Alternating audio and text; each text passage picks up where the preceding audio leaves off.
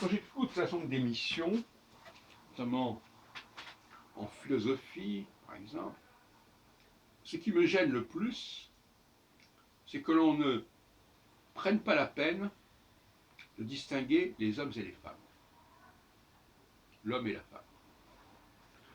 Et alors on arrive à une sorte de discours unisexe, complètement inconsistant. Et ça, c'est un obstacle épistémologique majeur qu'il va falloir franchir et dépasser prochainement, je pense. Parce que cela hypothèque la valeur du propos et du discours, tout simplement.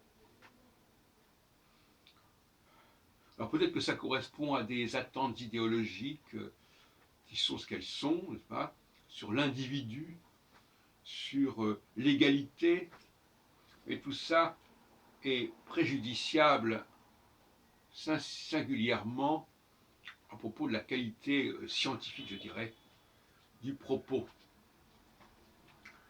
Je rêve d'une époque, peut-être prochaine, où on cessera cette comédie et où l'on dira clairement que les uns et les autres n'ont pas les mêmes problématiques. Et j'écoute souvent les chemins de la philosophie et d'autres émissions, également sur Radio Notre-Dame, où tout ça est complètement mélangé, confondu, et je trouve ça pénible.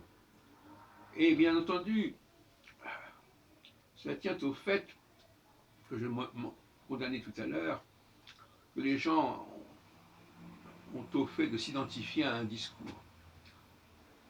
C'est ce qui d'ailleurs nourrit le mimétisme. Et il faut le savoir qu'il y a ce mimétisme.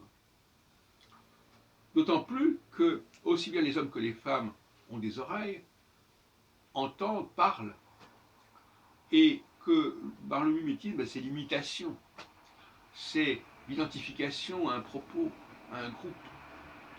Et comment pouvez-vous lutter contre ce genre de biais, de travers